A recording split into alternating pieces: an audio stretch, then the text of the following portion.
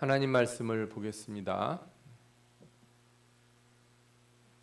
하나님 말씀은 에스겔서 2장 1절부터 7절입니다. 에스겔서 2장 1절에서 7절.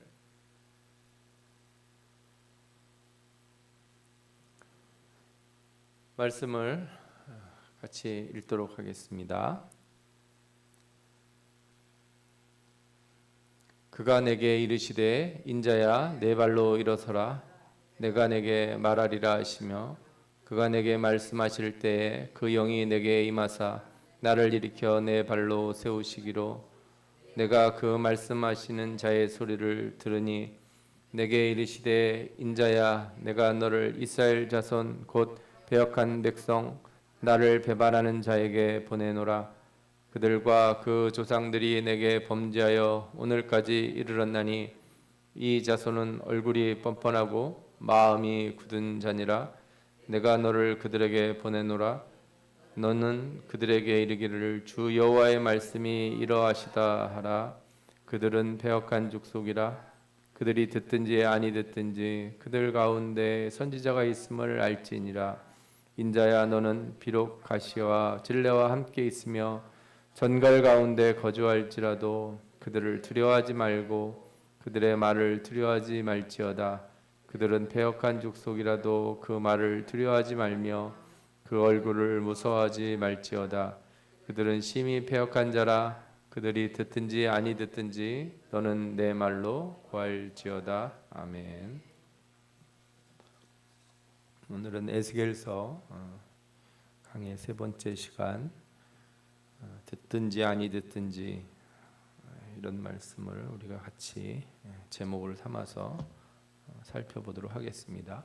오늘의 주된 내용은 이제 하나님이 에스겔을 부르신다. 그리고 그 부르시는 과정에서 하나님의 뜻이 이제 나타나는데, 우리가 선지자를 하나님이 왜 부르실까?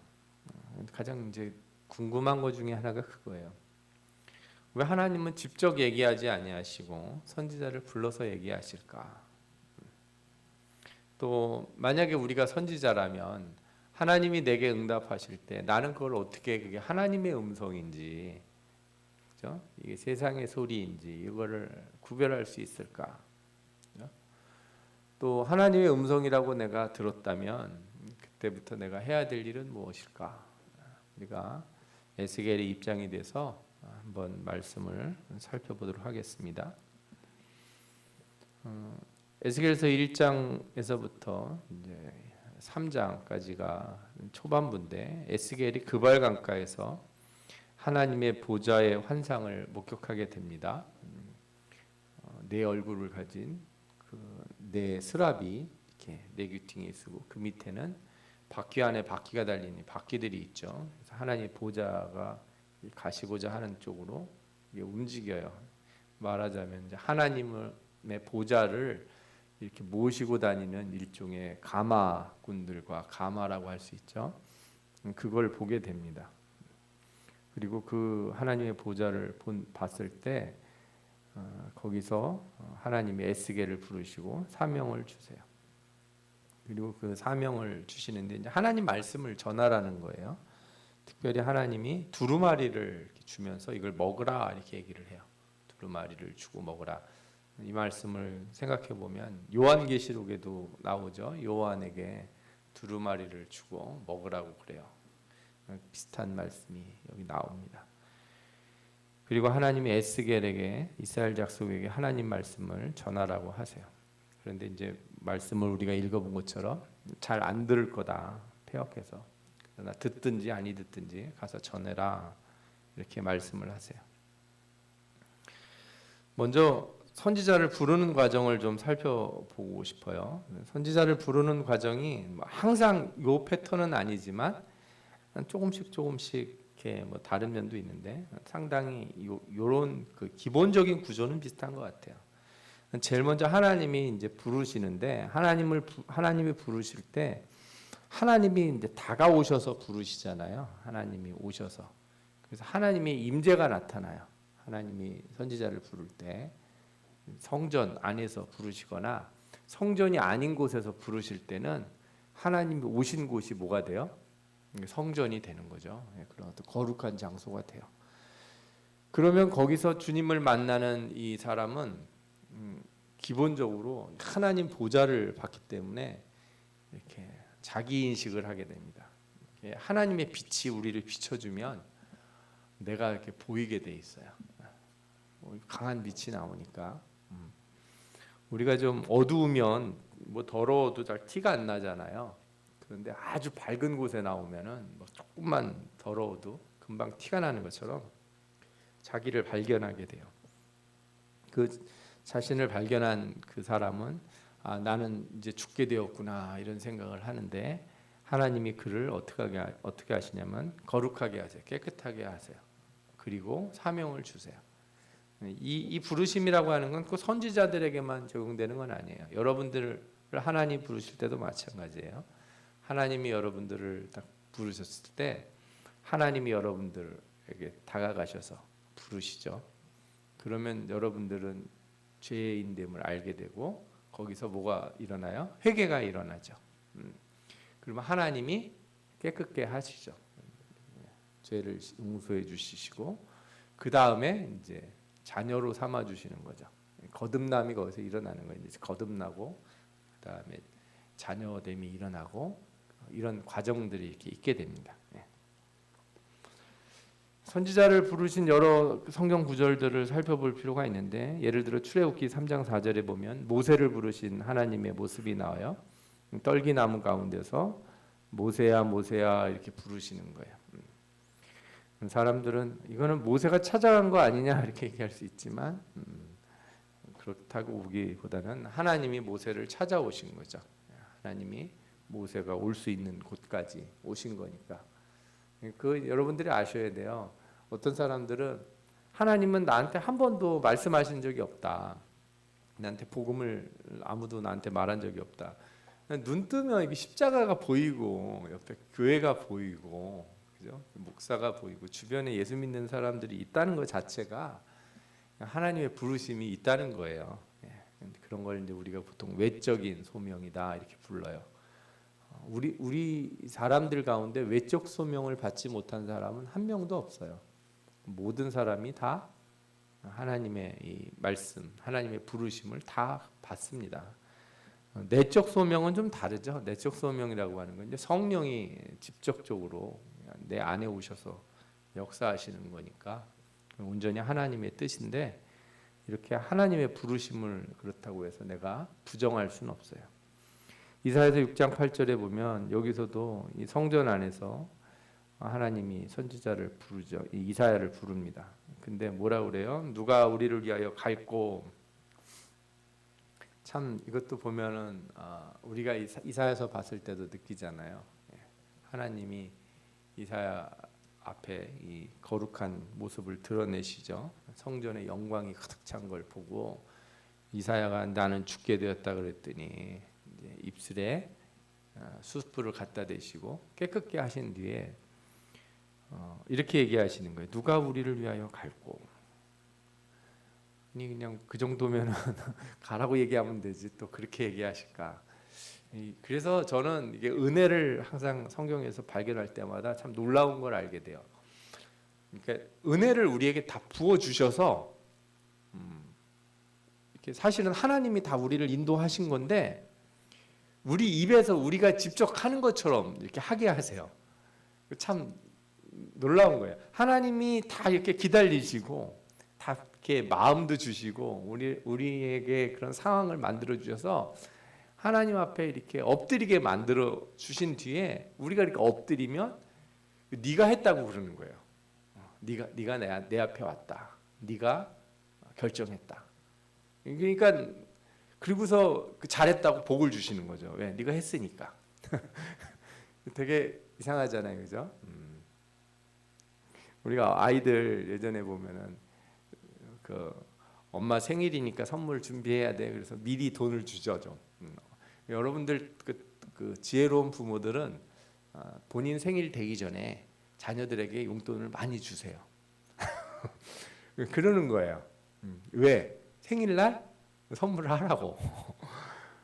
그러면은 선물을 가지고 오면 내가 준 거 가지고 다 하지도 않고 또 다 써먹고 그냥 어디서 조그만 거 하나 어디서 사가지고 가져와도 어떻게 해요? 우리는 잘했다고 고맙다고 역시 내 아들 막 이렇게 칭찬을 하는 거예요. 하나님이 그러시는 거예요. 은혜를 다 부어주셔서 우리가 하나님 앞에 올 수 있도록 이렇게 이끌어 주셔놓고도 우리가 오면 네가 나를 이렇게 고백하고 네가 회개하고 그렇죠? 삭개오 생각해 보시면 아실 거예요. 그 집까지 찾아가 가지고 밥까지 먹고 말할 때까지 기다리고 계시잖아요. 회개할 때까지. 좀 그런 생각이 좀 들어요. 삭개오가 집에 들어가자마자 예수님 앞에 회개를 했을까? 아니라고요. 밥 다 먹고 후식 다 나오고 약간 파장 분위기 될 때쯤 삭개오가 이제 얘기를 하는 거예요. 그러니까 하나님, 예수님 뭐라 그래요? 이 집에 드디어 복이 임했다. 이 사람도 아브라함의 자손이다. 하나님 이렇게 해주시잖아요. 여러분들이 그런 은혜를 좀 말씀 속에서 발견하시기를 바랍니다. 또 예레미야서에도 보면 예레미야가 나는 안 됩니다. 뭐 모세도 그렇고 이사야도 그렇고 예레미야도 그렇고 선지자들은 주님을 만나면 저는 안 되는 사람입니다. 다 그렇게 얘기를 해요. 부르심을 받을 때. 그런데 하나님 뭐라 그래요? 내가 너를 보낸다. 내가 뭐든지 명령하는 대로 너는 가서 말을 해라. 이렇게 선지자를 부르죠. 에스겔서에도 마찬가지예요. 내가 너를 이스라엘 자손 패역한 백성에게 보내노라. 신약에도 나옵니다. 예수님께서 이 갈릴리에 있는 사람들 베드로, 요한 이런 사람들에게 뭐라 그래요? 나를 따라오라. 내가 너희를 사람을 낚는 어부가 되게 하리라. 또 사울에게도 그렇죠. 어찌하여 나를 핍박하느냐. 이 시점이 예수님이 사울을 부른 시점인 거예요. 그러니까 여러분들 삶에도 이걸 좀 잘 생각해 보시면 다 있어요. 여러분들이 주님을 만난 그 시점이 있을 거예요. 그 시점이 이제 아까도 말씀드린 것처럼 자기 인식을 한다고 그랬잖아요. 모세가 어떻게 해요? 하나님이 말씀하시니까 하나님 뵈기를 두려워해 얼굴을 가리는 거죠. 숨는 거예요. 이사야는 뭐라 그래요? 화로다 나여 망하게 되었도다. 큰일 났다는 거예요. 주님을 만나게 되었다. 이게 정상이에요. 여러분들 예를 들어 기도를 하셨는데 응답을 받으셨어요. 그러면 여러분들은 어떤 생각이 드시겠어요? 와, 엄청 기쁘다. 이런 생각이 들겠죠? 여러분들이 기도를 했는데 뭐 응답이 내려왔어요. 하나님 감사합니다.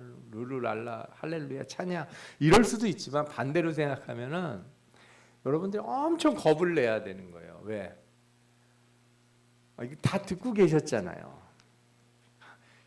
사실 신자가 되게 이상해요.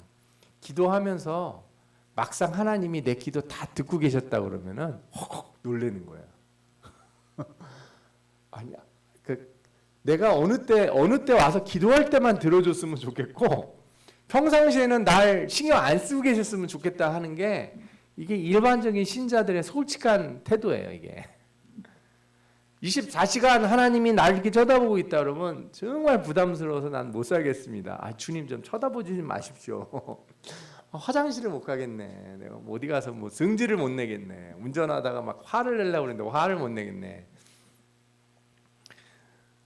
여러분들이 응답받는다는 사실에 대해서 이 두 가지를 항상 같이 생각하시는. 하나님 앞에 감사하죠. 당연히 감사하지만 두려워할 줄 아셔야 돼요.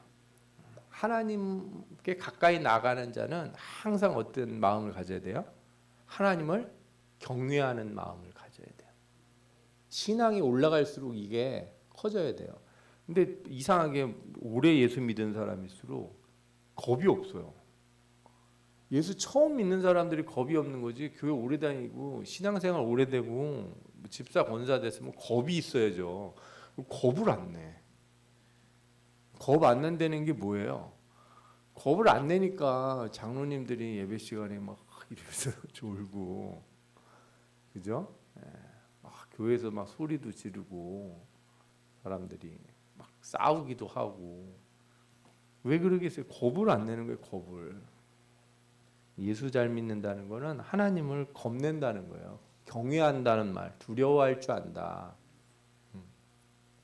기도하고 예배드리고 찬양하고 하는 일을 좀 신중하게 하는 우리가 돼야 될 줄 믿습니다. 예레미야도 그렇게 얘기하죠. 이르되 슬프도소이다. 자기 자신이 보이는 거예요. 진짜 하필 왜 접니까? 우리가 이런 기도할 때 많잖아요. 왜 날 사랑하나? 우리가 이런 찬송도 부른 적이 있지 않습니까? 이게 어느 때는 나 정도면 그래도 내가 좀 참 할만하지. 내가 그래도 예수 이렇게 믿고 그러니까. 근데 진짜 하나님을 만나는 순간에는 왜 하필 접니까?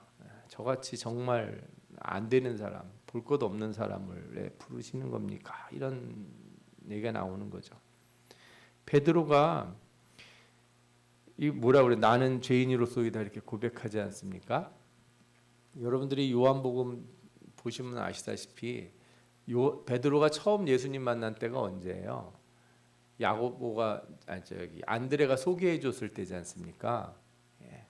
1장에 나오잖아요. 1장에 세례 요한이 안드레하고 사도 요한 둘을 소개를 해주죠 예수님한테. 그 안드레가 집에 가가지고 자기 형한테 이제 형제인 베드로한테 뭐라 그래요? 내가 그분을 만났다. 베드로를 소개해줘요. 베드로한테 예수님 뭐라 그래요? 앞으로 네가 장차 시몬 베드로 반석이 될 것이다. 이렇게 그때는 앞으로 될 거다 이렇게 얘기한 거예요. 그때 얘기한 게 아니에요. 요한은 그때를 기억하고 베드로가 그때 만났다고 생각을 해요. 그런데 베드로는 다른 제자들이 물을 때 마태가 묻고 그럴 때 언제 예수님 만났어요? 그럴 때 언제라고 얘기한다고요? 요 갈릴리 바닷가에서 밤새 그물 던지다가 못 잡고 예수님이 말씀하셔서 그 고기를 잡았을 때 그때가 예수님 진짜 만났을 때라고 얘기를 한 거예요. 왜? 자기가 이렇게 고백했잖아요. 나는 죄인으로소이다. 예수 만났다는 때가 그때인 거예요, 여러분. 진짜 회개가 터질 때가 예수 만난 때지. 신앙생활 언제부터 하셨어요? 그러면 한참 됐죠. 저는 한 30년 된 것 같습니다. 30년이 중요한 게 아니라 언제 진짜 회개했냐 이거예요. 언제 진짜 마음을 돌이켰냐. 언제 진짜 똑바로 내가 예수 믿으려고 내 자신의 이 무능함과 문제들과 내 삶의 이 비참함을 깨달았냐 이거예요. 그것도 못 깨닫고서 그냥 계속 교회 다니면 그 사람은 만난 사람이 아니죠. 이 부르심의 이 자기 인식이 반드시 있어야 될 줄 믿습니다. 그런 인식을 한 사람에게 하나님이 그를 거룩하게 하신다는 거예요. 그 거룩하게 하시면 다른 게 아니에요. 모세한테 너 있는 곳 거룩하니 신발을 벗어라. 그게 그를 거룩하게 한 것인가? 아니죠. 내가 너와 반드시 함께 할 것이다. 그래서 하나님의 영을 부어주시고 하나님이 함께 하신다는 것, 그게 거룩하게 됨이에요. 자기 인식이 일어난, 죄에 대한 회개가 일어난 사람에게 하나님은 반드시 그를 그냥 돌려보내지 않아요. 죄인됨을 인식한 사람에게 그래 너 죄인인 거 알지? 그냥 가 이렇게 얘기하지 아니하신다고요. 죄인임을 고백하는 사람들은 반드시 하나님이 그를 깨끗게 하세요. 죄인이 아니라고 하는 사람들은 깨끗함을 못 받아요. 이게 역설이에요. 죄인에게 은혜가 임한다는 역설이 여기 있는 거죠. 이사야서 6장 7절에도 뭐라 그래요? 이 숯불을 입에다 대면서 내 악이 제하여졌고 내 죄가 사여졌느니라. 깨끗하게 하시고 그 다음에 글을 쓰시는 거예요. 예레미야 1장 8절에도 보면 내가 너와 함께하여 너를 구원하리라. 항상 함께한다고 말씀하시지 않습니까? 에스겔서 2장 2절에도 보면 그 영이 내게 임하사 나를 일으켜. 이 장을 아까 보시면 어떻게 해요? 일어서라 그랬는데 에스겔이 일어선 게 아니에요. 자기가 일어서고 싶어서. 그 말씀을 하실 때 영이 내게 임해서 나를 일으키셨다는 거예요. 일어서라 얘기한다고 내 힘으로 일어서는 게 아니고 그러니까 하나님 말씀의 능력이 그런 거예요. 하나님 말씀하신 건 하나님의 말씀의 능력이 있어서 그 말씀을 대로 이뤄지도록 일하세요. 우리에게 뭘 명령하실 때 여러분들 하나님이 내게 뭘 명령하셨다, 하나님 음성을 들었다 그러면 내가 뭘 해야 된다고 고민하는 사람들은 바보예요 진짜. 하나님이 나에게 너 이거를 맡아서 해라. 너 이 큰 일을 해라. 막 이렇게 얘기하시면 어떤 사람들은 저는 못합니다. 저는 능력이 없습니다. 그 이제 뭐 처음에 하는 얘기고 하나님이 그거 얘기하시면 그래 너 능력이 없어? 그래 다른 애를 찾아볼까 이러시나요? 안 그러세요. 능력이 없다 그러면 뭐예요? 내가 너와 함께 하겠다. 하나님이 함께 하겠다는 말이 딱 나온 순간 그 다음에는 그런 소리 하면 돼요? 안 돼요? 안 되죠. 혼나요. 나는 입이 둔합니다. 그러니까 야, 너 형 있잖아. 아론 있으니까. 그러니까 하나님이 그때는 화를 내시는 거예요. 왜? 내가 너와 함께 한다고 그랬는데 핑계를 자꾸 대니까. 하나님이 나에게 함께 하신다는 말씀이 딱 나오면 그 뒤로는 그냥 하시는 거예요. 예?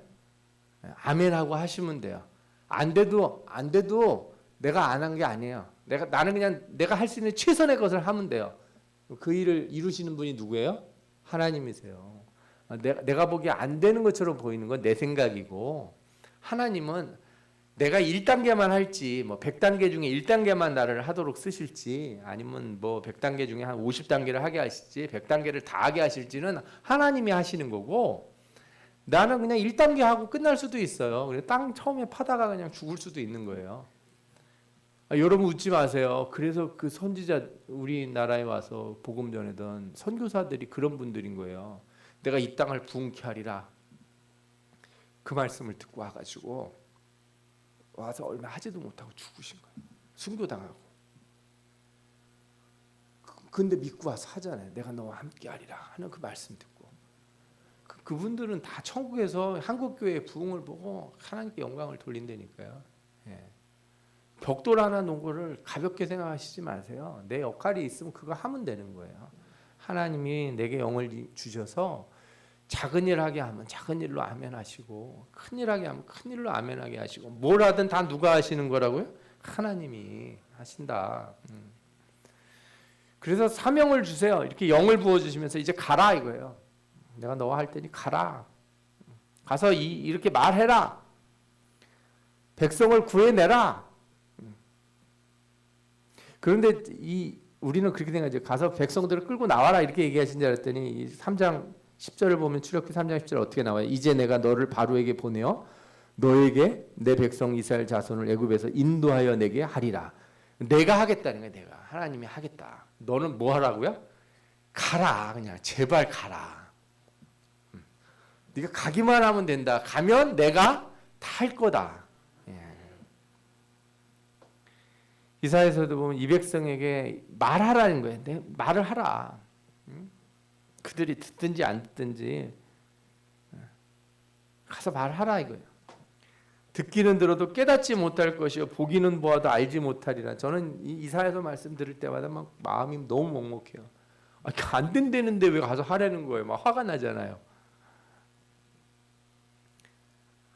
못 듣게 하겠다는 거예요. 그들이 들어도 안 되게 할 거라는 거예요. 근데 가서 하라는 거예요. 이 하나님의 마음을 좀 읽을 줄 알아야 돼요. 그 안 되는 일 왜 자꾸 저한테 시키십니까? 이러지 마시고.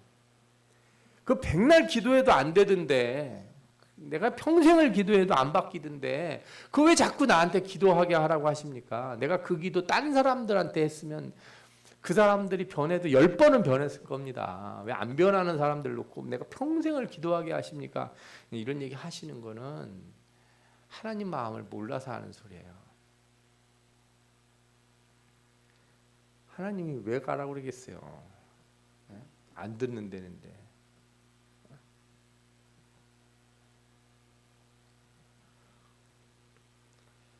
여호와께서 그의 손을 내밀어 내 입에 대시며 여호와께서 내게 이르시되 보라 내가 내 말을 내 입에 두었노라. 내가 오늘 너를 여러 나라와 여러 왕국 위에 세워 내가 그것들을 뽑고 파괴하며 파멸하고 넘어뜨리며 건설하고 심게 하였느니라. 이건 이 사람 예레미야가 하는 게 아니죠. 하나님의 말씀이 예레미야 입에 있기 때문에 하나님의 말씀의 능력이 나타나는 거거든요. 이게 이 사명을 여러분들도 다 받으시기 바랍니다. 아니 다 주셨어요. 여러분들이 사명이 다 있어요.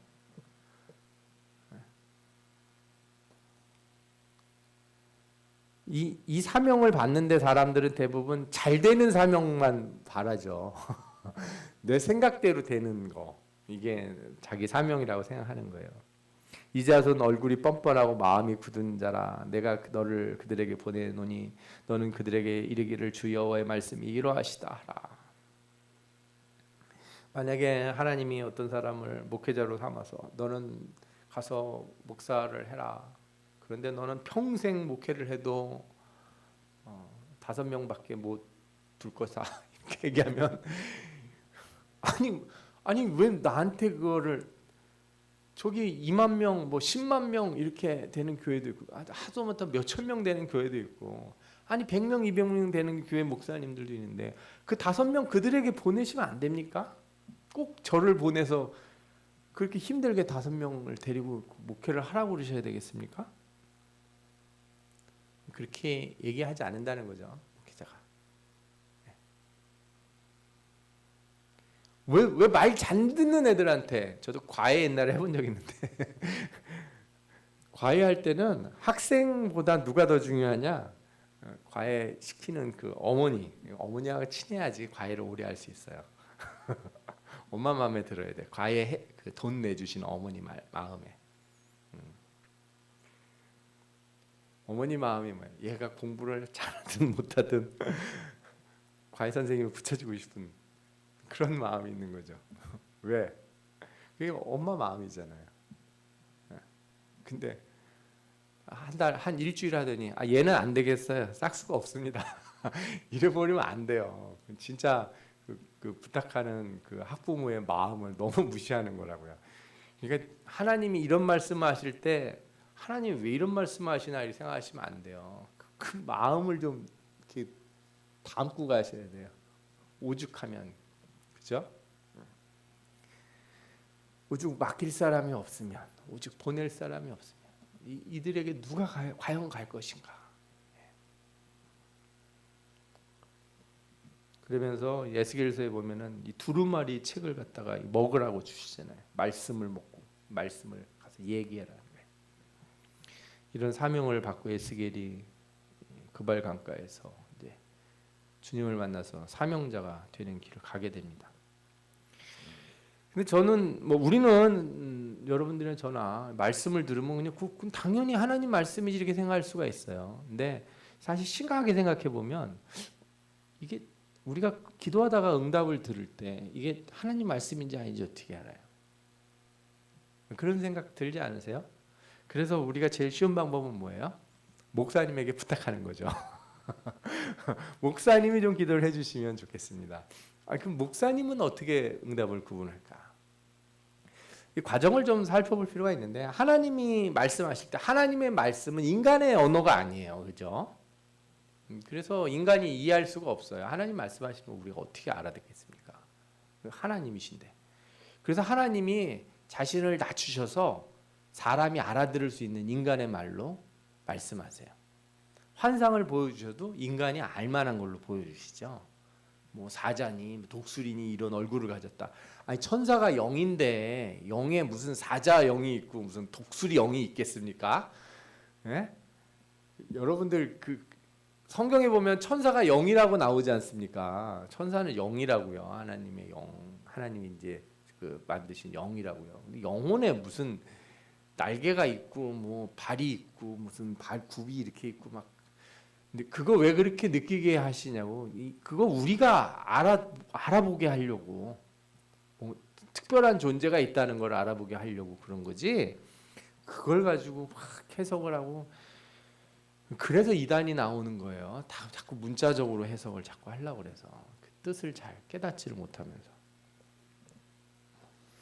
성경에도 이런 말씀이 많아요. 우리가 이제 세상을 살다 보면 거짓 선지자들, 거짓 그리스도인들이 나온다는 거죠. 이적과 기사를 행할 수만 있다면 택하신 자들을 다 미혹할 하려고 그걸 한다는 거예요. 그러니까 여러분들 기적과 이적이 났다고 그걸 가지고 저 사람이 하나님의 말씀을 전하는 사람이다 이렇게 볼 수 없어요. 기적이 일어난다고. 그러니까 여러분들이 막 이렇게 기도를 받으러 갔는데 누가 기도를 해줘서 사업이 잘 된다. 동쪽으로 가서 땅을 사서 뭘 해라. 됐다 이거예요. 그런다고 그가 하나님의 음성을 들었다. 그것만 가지고 얘기하기는 어렵다는 거예요. 살아가는 자들아 영을 다 믿지 말고 오직 영들이 하나님께 속하였나 분별하라. 그러니까 어떤 사람들은 뭐 신명기에 있는 말씀을 가지고서 분별을 하려고 하는 사람들이 있어요. 예를 들자면 신명기 18장에 나오는데 선지자가 온전한 선지자는 어떤 선지자예요? 그 말이 반드시 이루어진다 이렇게 얘기한다고. 근데 그거는 일반론적인 그 지표가 될 수가 없어요. 예.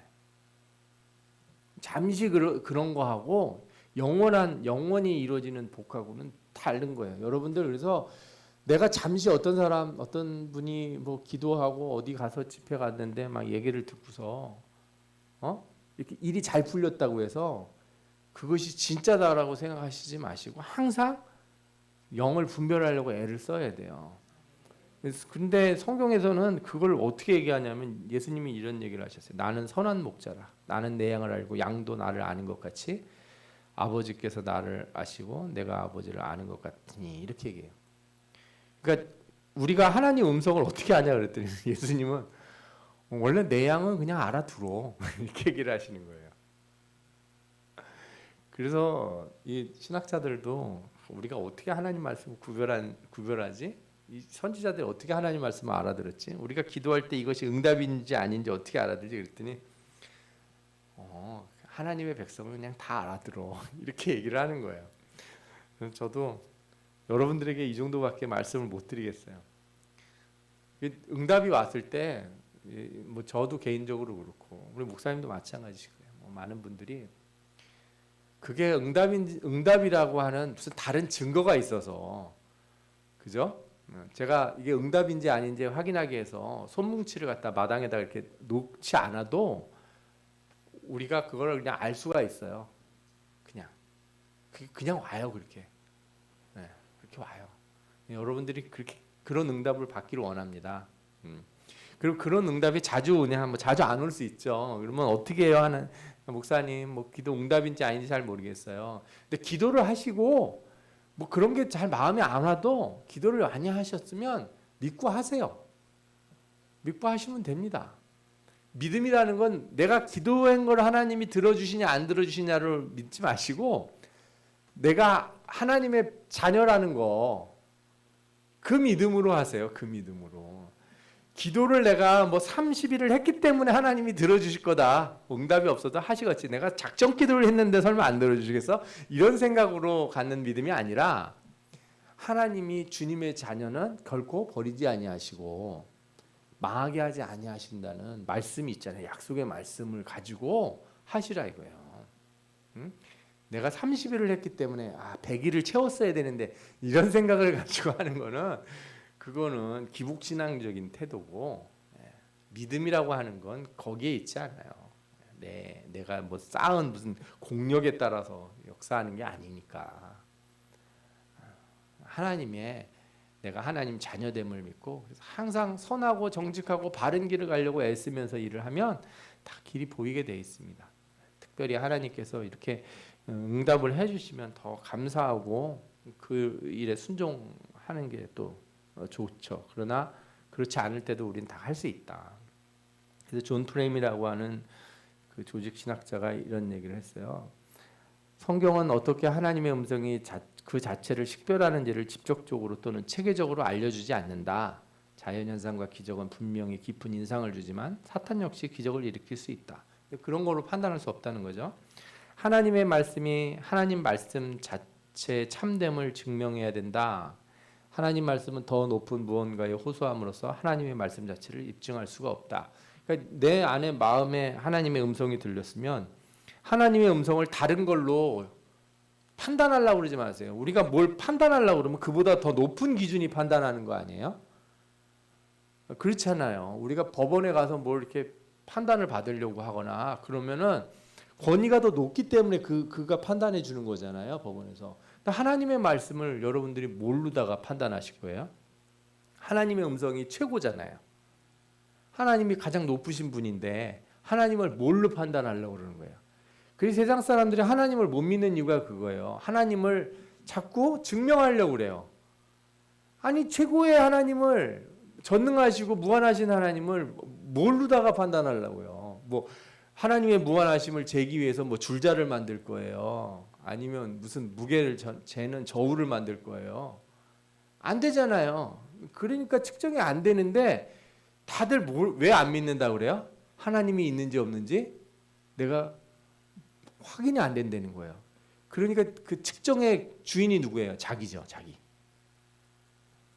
내 입장에서 내가 생각하는 어떤 방식에 맞아야 그분이 하나님이시고 내가 생각하는 기준에 맞아야 이게 하나님 말씀이다 이렇게 생각하는 사람은 예수 못 믿는 사람이에요. 믿을 수가 없어요. 아무리 교회 나와도 소용없어요. 그 사람은.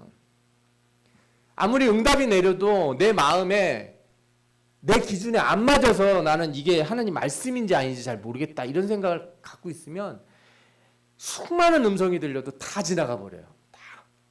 다 놓쳐요. 그렇지 않은 사람들은 길 가다 어린아이 목소리에서도 주의 음성을 듣는다는 거예요.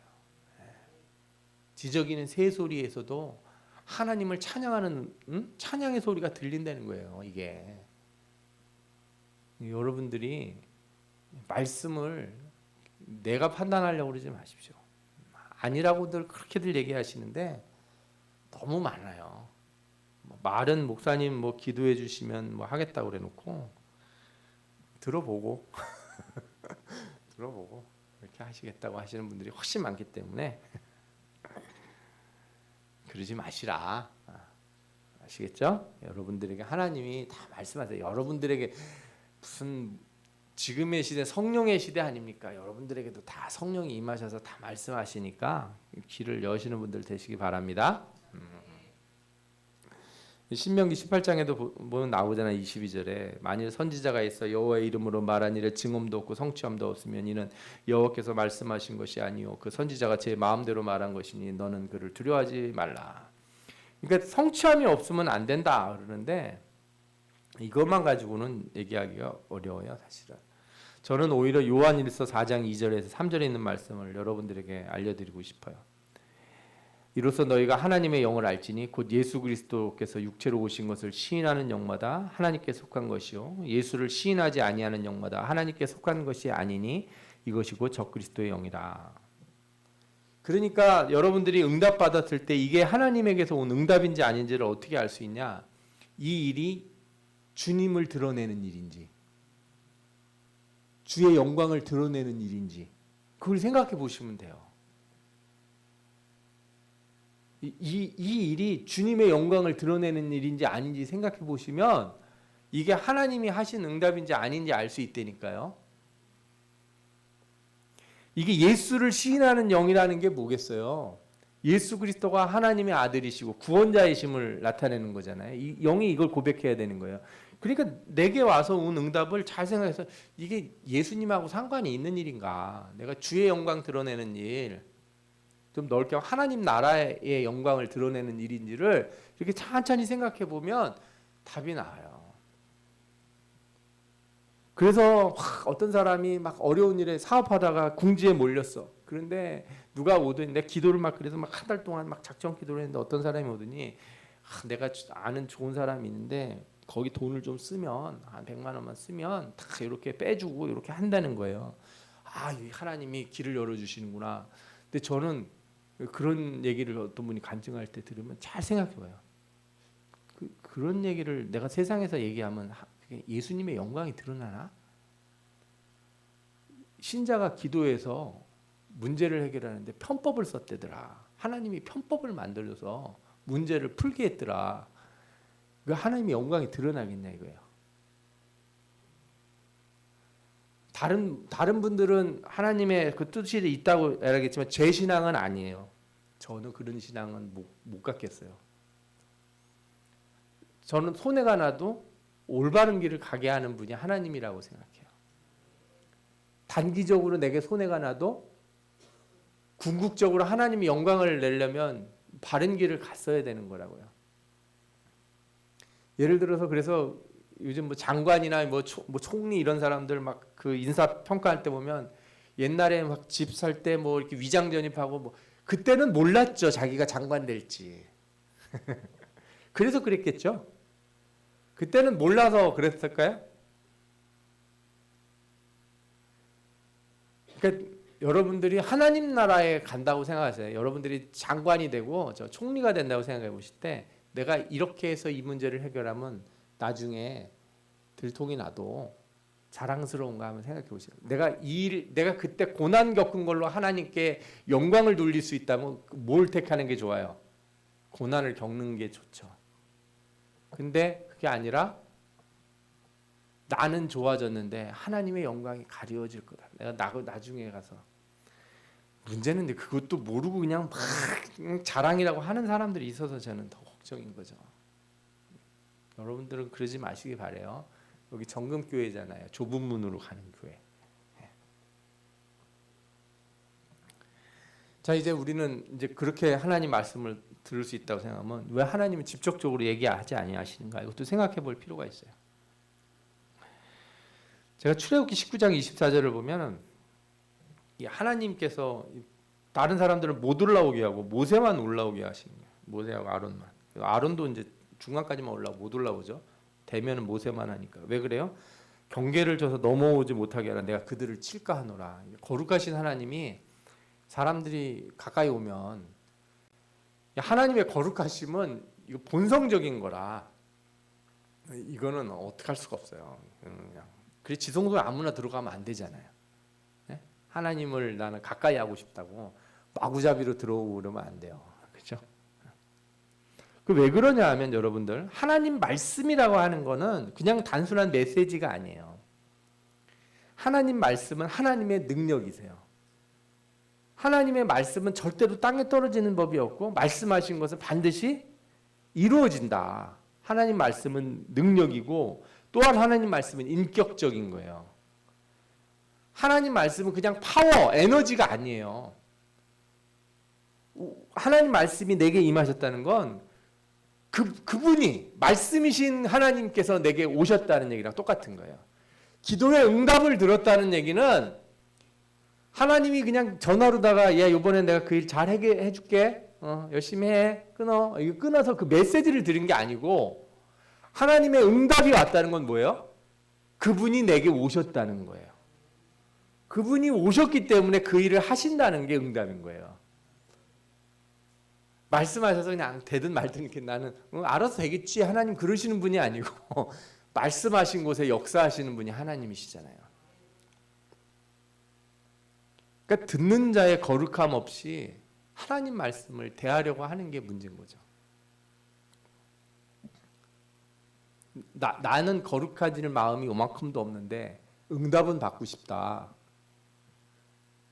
여러분들 그렇게 그런 신앙을 누구에게 가르쳐주지 마세요. 예? 교회 헌금해서 목사님 뭐 기도해달라고 본인 교회를 나오고 신앙생활을 해야지. 어디 그런 건방진 태도가 있어. 여기가 무슨 절이에요? 무슨 아니면 무슨 무당인데요? 듣는 자가 거룩함 없이 하나님 말씀을 들으려고 하면 어떻게 된다고요? 하나님이 치신다니까요. 말씀이 인격적이어서 그런 거예요. 하나님 말씀을 그렇게 두렵고 떨림으로 받아야지. 그냥 나는 그냥 뭐 어머니가 좀 어떻게 좀 잘 해보세요 막 이러는 사람들 아니면 아내한테 그 당신이 좀 가서 목사님 식사 대접도 하고 그렇게 좀 하세요. 네. 전에 내가 그런 분들 얘기 들었잖아요. 작전 기도하는데 부인을 계속 자기가 새벽마다 채워다 준다는 거예요. 아유 기도 열심히 하시겠네 저희 사모님 덕분에 그랬더니 아니라고 나는 차에서 잔다고. 우리 마누라가 기도를 잘해서 사업이 잘 될 거라고. 주여 잘 될 수 있죠 겉으로 보기에.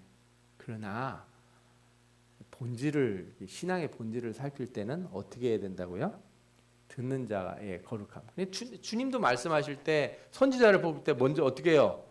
깨끗하게 하시고 입술을 정결하게 하시고 그리고 뭘 주세요? 말씀을 주시잖아요.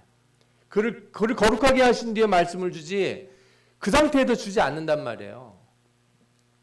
영을 부어 주셔서 그렇게 깨끗하게 한 뒤에 하나님의 말씀을 주시는 거죠. 어떻게 그런 일이 있겠어요?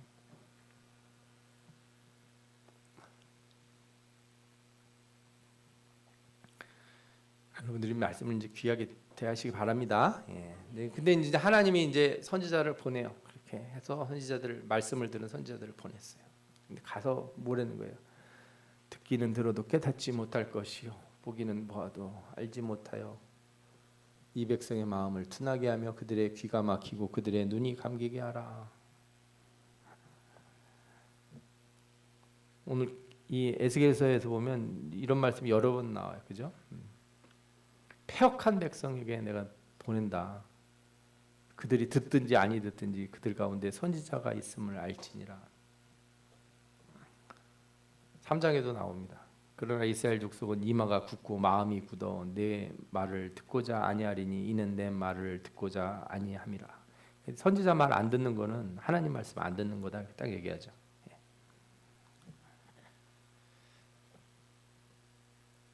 3장 11절에도 그래. 사로잡힌 내 민족에 가서 그들이 듣든지 아니 듣든지 그들에게 구하여 이르기를 주 여호와의 말씀이 이러하시다 하라.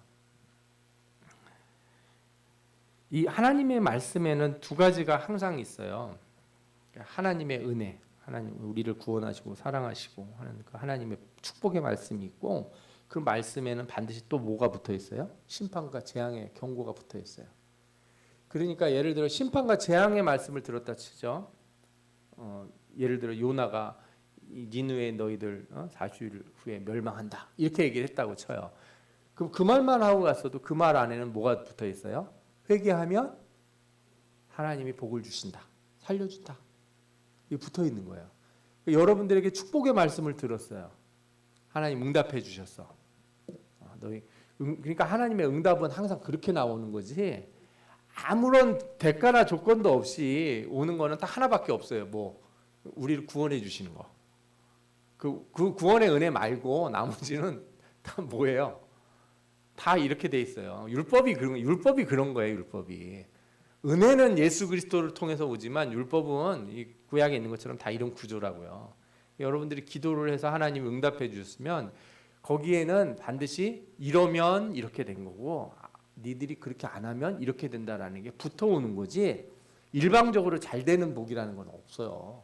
그걸 아셔야 돼요.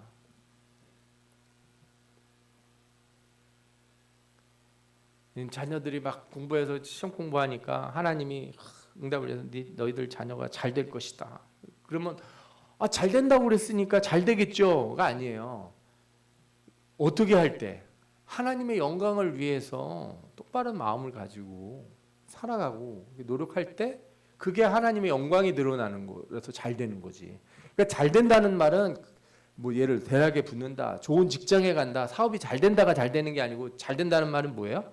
하나님의 영광이 드러난다. 아멘. 네. 안 된다는 건 뭐예요? 하나님의 영광을 드러내려고 하지 않으니까, 당장은 뭐 사업이 열리는 것 같고, 당장은 뭐 좋은 직장에 간 것 같고, 당장은 뭐 좋은 학교에 간 것 같은데, 궁극적으로 어떻게 돼요? 그러면은 하나님의 영광이 안 드러나는 일이 나타나면은 그거는 심판이고 재앙인 거죠. 이게 선지자가 가져가는 게 이 두 가지예요. 하나님의 한쪽에서는 하나님의 마음, 너희들 제발 좀 회개하고 돌이켜라, 내가 너희들을 살리겠다 하는 마음과, 한쪽에는 너희들 그렇게 하면 죽는다. 이 두 가지가 같이 있는 거예요. 그래서 에스겔이 이 말씀을 받을 때 어떤 일이냐면, 주의 영이 나를 들어 올리시는데, 이제 영이 이 하나님의 보좌로다가 이를 끌어올려요. 그러면서 뭐라고 그랬냐면, 주의 영이 나를 들어 올려 데리고 가시는데 내가 근심하고 분한 마음으로 가니 여호와의 권능이 힘있게 나를 감동시키더라. 이게 무슨 뜻이냐면, 내 마음에 이 막 그 괴로움, 이 근심하다라는 말 원어가 마라라는 단어 아시죠? 옛날에 그 나오미가 그러잖아요. 나를 이렇게 뭐 좋고 기쁘고 이렇게 말하지 말아라는 거예요. 나는 말하다, 쓰다라는 뜻이에요. 그죠? 마라의 물 있잖아요. 쓴 물. 내가 근심하다, 마음이 막 쓰린 거예요. 그리고 분한 마음이라는 거는 이건 분노가 끌어올랐다는 거예요. 그러니까 하나님의 마음이 그냥 자기를 막 자기 마음 속에 말씀이 들어오니까 하나님이 백성에게 대한 그 마음 있잖아요. 이 괴로운 마음과 한편으로는 하나님의 분노가 같이 막 믹스가 되는 거예요. 그래서 에스겔이 정신을 못 차려요, 나중에. 그래서 어떻게 돼요? 내가 데라비베에 이르러 그 사로잡힌 백성 곧 그발 강가에 거주하는 자들에게 나가 그 중에 두려워 떨며 7일을 지내니라. 7일 동안 한마디도 말 못하고 그렇게 쭈그리고 앉아있어요. 마음이 막 엄청나게 무거운 거예요. 이 백성을 향한 하나님의 마음을 느낍니다. 그래서 저는 이렇게 생각해요. 이 그발 강가에 앉아 있는 에스겔 그림인데 주일학교 어린이들을 위해서 이렇게 그려놓은 그림이더라고요. 무슨 마음이 들까요? 복잡한 마음이 막 들 거예요. 하나님의 심판, 또한 회개를 통해서 다시 회복될 것. 그럼에도 불구하고 완악한 마음 여전히 가지고 있고. 이 지금 처한 상황이 어디에 지금 포로로 잡혀와서 5년이나 지나가지고 강가에 모여가지고 지금 살고 있는 비참한 현실 속에서 하나님의 말씀이 임하신 거예요. 아직도 끝나지 않은 거예요. 아직도 회개가 안 됐고 아직도 변화되지 않았어요. 여기까지 왔는데 저는 그래서 지난주 제가 말씀드렸잖아요. 감옥에 갇힌 아들을 면회온 어머니.